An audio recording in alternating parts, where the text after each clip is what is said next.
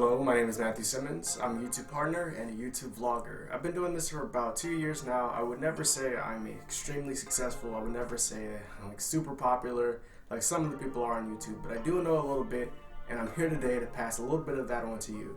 The most important thing about vlogging on YouTube is that you need to realize that you're going to be spending most of your life editing and recording and researching and doing different things, upgrading your equipment. It's expensive. It takes up a lot of time. It's not as fun, it's not as easy as it may seem, because you're just clicking on a video that you're just seeing the product of 40 hours of work, so you need to keep that in mind, that the first thing you need to do is set aside time for this part of your life.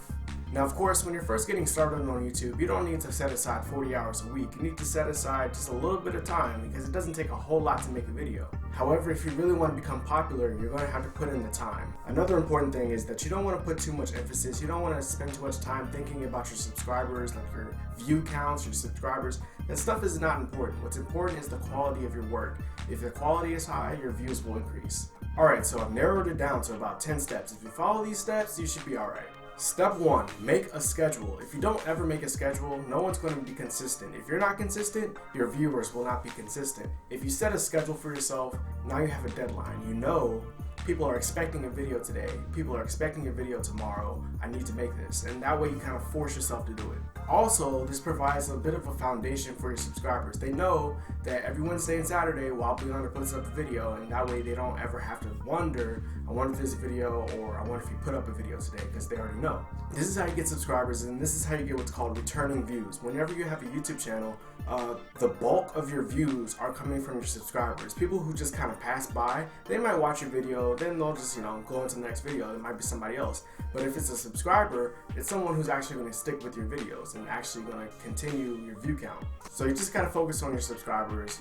People who are coming in, those are important people too, but you really need to focus on having consistent content. Make a schedule.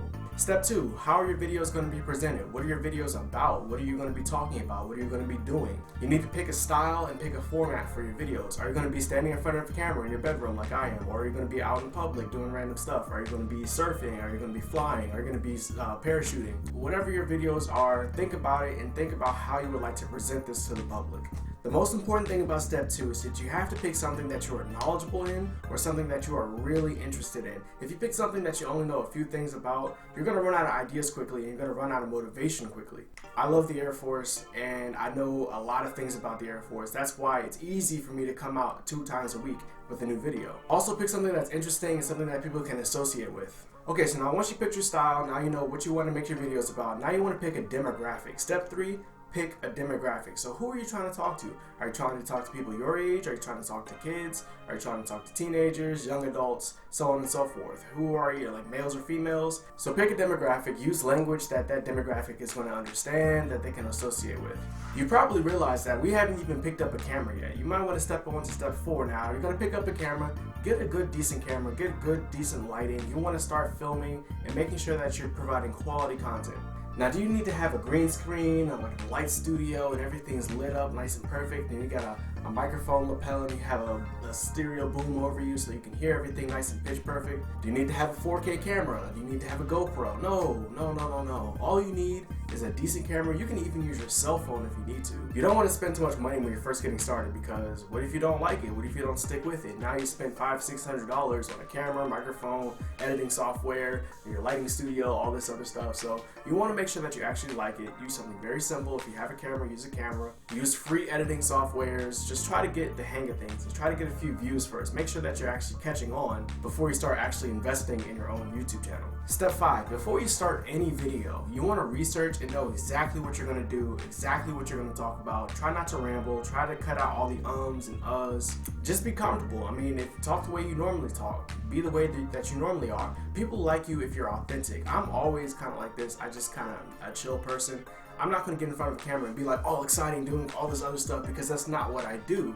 I'm not that type of person. If you're a weird person, people like weird people. Like those are the people most people get subscribed to, is because they're just like quirky and like awkward. Just be yourself. Make sure you know what you're talking about. If you're going to be informing people about stuff like BMT, make sure you do your research. I always do about 2 hours of research before I start every video. The main reason I do this is for confidence. When I'm talking to my camera, I want to make sure that I'm talking clearly. I'm talking about X, Y, Z, get to the point.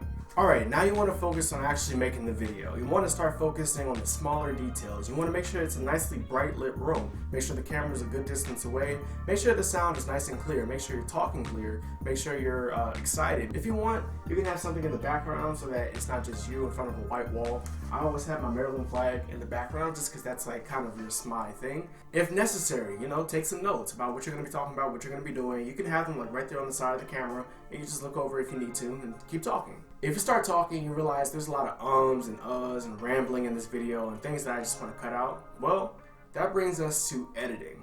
Editing, oh, so much fun.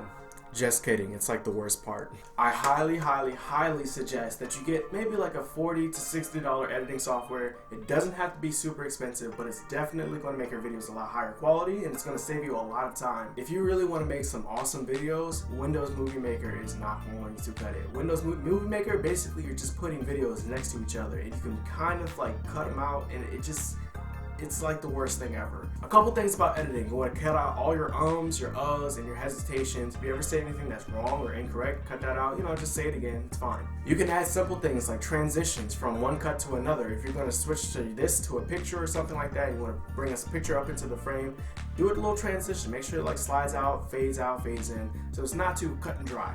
Background music. Background music is very important because it helps maintain your audience's attention. It helps keep your video a little bit interesting, and it provides a little break from your voice. There's 3 important things that you want to make sure that you look at before you add background music. 1, you want to make sure it fits the theme of your video naturally. 2, you want to make sure it's not too loud, not too quiet. And 3, you want to make sure that it's not copyrighted. If it's copyrighted, you can't make money off of that video, so that's important. YouTube actually offers thousands of free songs that you can use on any of your videos. Also, something I highly recommend, if you are at the end of your video, make sure you put in like a little picture or like something that says, hey, check out more of my videos. This isn't the only video on my channel. If you like this, check out this. If you like that, subscribe. Cool. See you guys next time. Peace. That's all you gotta say. Finally, you want to edit your videos down to around 3 to 7 minutes. If it's longer than 7 minutes, you're gonna start losing people's attention. Sometimes, you know, you just want to keep it under 7 minutes. Step 8. Post it. Once you post it, you want to advertise it. So you want to title it in a way that gets people's attention. You want to put thumbnails on it that get people's attention. Step 9, communicate with your fans. If you have subscribers and they're saying, hey, we would love to see a video of the tour of the whatever, or we would love to see a video of more jobs or BMT stuff. Whenever I see those comments, I always take them into consideration. I think it's just important to communicate with your subscribers. Make sure you're keeping in touch to what they like and what they don't. Step 10, keep it up, my friends. It pays off in the long run, but it's difficult. It's hard to start and it's hard to keep going. But once you hit a stride, it's a little easier. It gets a little easier over time. You start to have the equipment. You no longer have to buy anything. You now know what to do. You now are familiar with your editing software. So it becomes a lot less stressful. If you guys have any questions at all about, making videos on YouTube, especially about making them vlogging for the Air Force, leave them down in the comment box below. I would love to answer them. I would love to talk to you guys about this. I'll see you guys Wednesday. Peace.